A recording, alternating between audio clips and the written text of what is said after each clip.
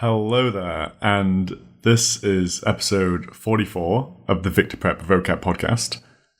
Those of you who have been paying attention may notice that this podcast is coming quite soon after the last one and not 6 months after.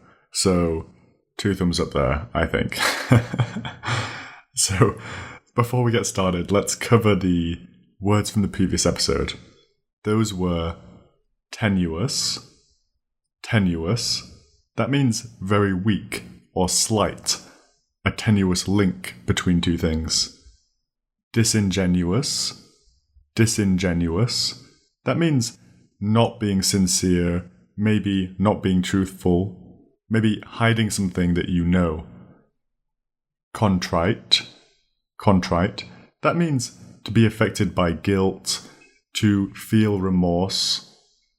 And our final word from last time was inter. Inter. That means to place a corpse or dead body in a grave or tomb. Usually that's part of a funeral. So, episode 44. I'm Sam Fold. This is the VictorPrep Vocab podcast. And our first new word is sacrosanct. Sacrosanct. That's spelled S-A-C-R-O, sacro, S-A-N-C-T, sanct, sacrosanct. Now, sacrosanct sounds, well, the start of the word sounds a bit like sacred. Sacrosanct, sacred, they mean similar things. If something is sacrosanct, it's regarded as being too important or too valuable to change or too important to be interfered with. So, if you're a writer, and perhaps you're the most famous writer in the world, and whenever you write a book, it's almost regarded as a holy thing because it's so amazing, so beautiful, and there's no editor in the world that wants to change your writing because it's considered so amazing. So they might say, your work is sacrosanct. It's just too good or too amazing to be changed, or to be messed with, rather. Often, sacrosanct is used when talking about some principle. So, in America, they have the right to free speech, which means any person, anywhere, anytime, can say what they want. That is the right to free speech. And the right to free speech in America is considered sacrosanct. It's considered such an important right, such a thing that's fundamental to America and the spirit of America, that to change that or to remove that right is just impossible. It's unthinkable.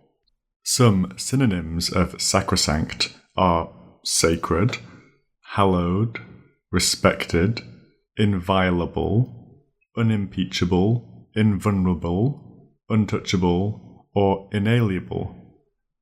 Another right, which is considered sacrosanct, is the individual's right to work. Maybe as a little challenge, you guys can try and think of things which are considered sacrosanct. Our second word is hegemony. Hegemony. That's spelled H-E-G-E, hedger, M-O-N-Y, money. Hegemony. That's a noun, and hegemony means leadership or dominance. Usually when it's one country or one social group dominating others. In some ways, you could say that America has been, and still is in some ways, a hegemonic power. Especially after the Second World War, America and Washington held a huge amount of sway in post-World War II Europe, deciding how Europe was rebuilt and what was going to happen to Germany and so on. The USA had a huge amount of power over other countries due to military strength, financial strength, and so on. You could say similar things about the Great Persian Empire and the Roman Empire and even the British Empire. During various time periods, one country has spread its influence, has conquered many other countries, held many other peoples and countries under their sway. All of those were hegemonies or hegemonic powers. Just a small note there if you're confused. Hegemonic is the adjective form, and hegemony is the noun.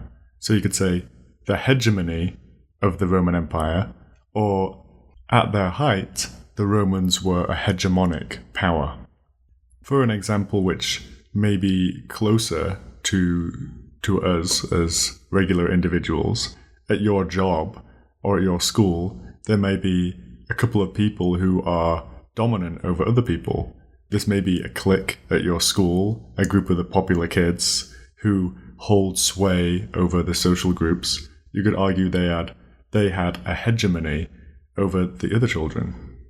Some synonyms of hegemony are leadership, dominance, dominion, supremacy, mastery, authority, control, or power. Our third word today is salient. Salient.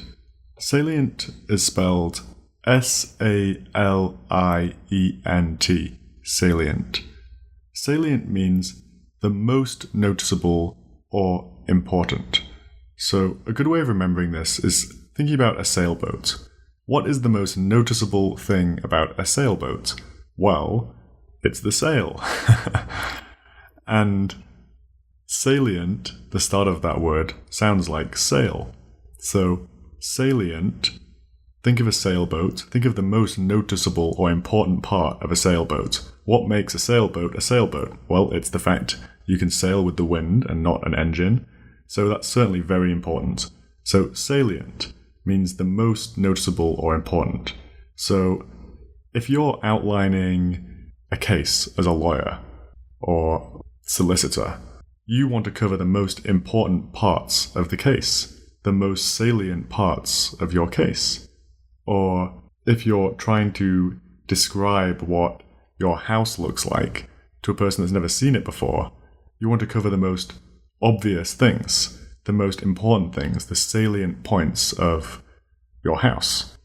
And those would be things like, it's big, or it's small, it's white, it's brown, it has a main door and a back door, and a garage, or whatever. You're not going to describe your house by saying one of the window blinds is green. That doesn't really give a good description of a house. Anyway, that's kind of a weird example.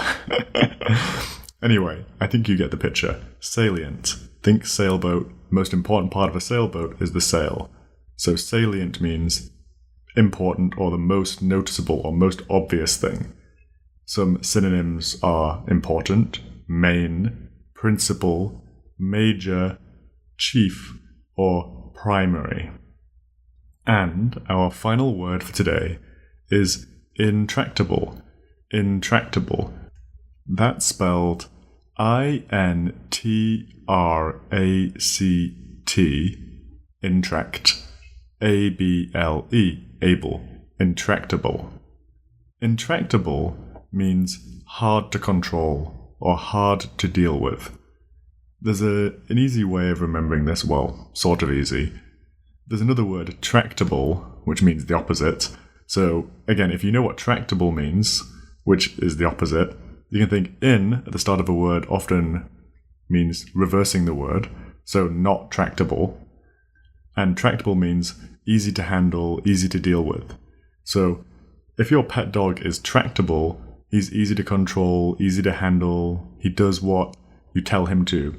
If your pet dog is intractable, he's hard to deal with, you tell him to stay and he just runs around, or you tell him to shake hands and then he goes hides behind the bed or something. That's intractable. Tractable sounds a bit like tractor, I suppose. So you could say tractable means your tractor is doing what you tell him to. He's helping plow the field or whatever. And intractable or not tractable, your tractor is not doing what you want your tractor to do. And it's driving off down the road by itself. So maybe that weird example helps you.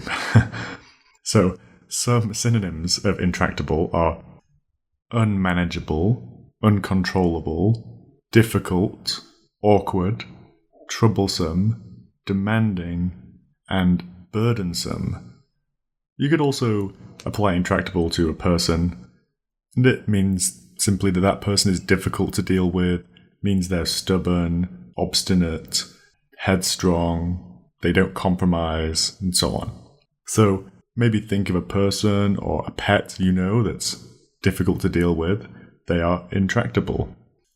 It's also important to note that intractable can be used for describing a mathematical problem, for example. So that mathematical problem is intractable, means it's difficult to deal with, troublesome, or demanding.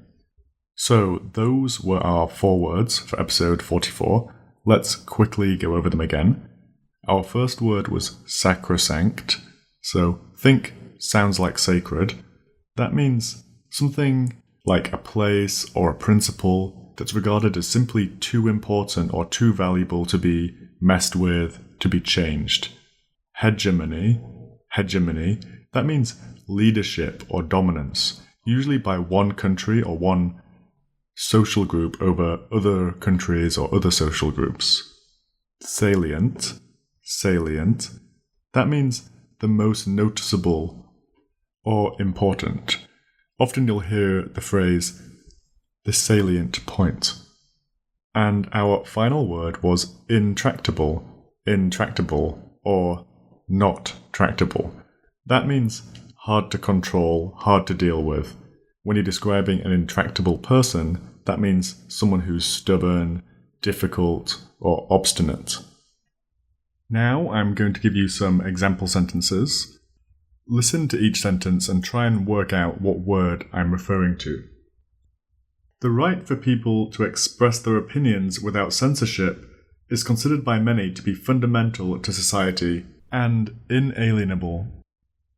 After reading the student's long and confusing answer, Mrs. Briggs told him to repeat the assignment, focusing on the most important points of the issue.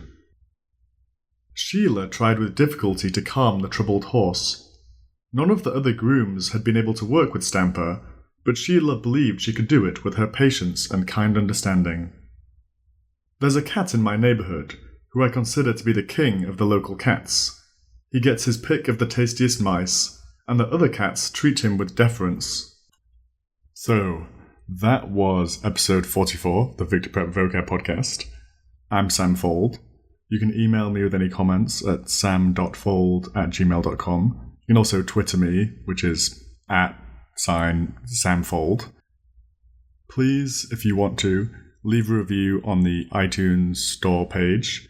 That just helps when people are searching for podcasts and we get a better rating and show up higher in search results. So that's just good for the podcast. Anyway, thank you so much for listening. Bye-bye.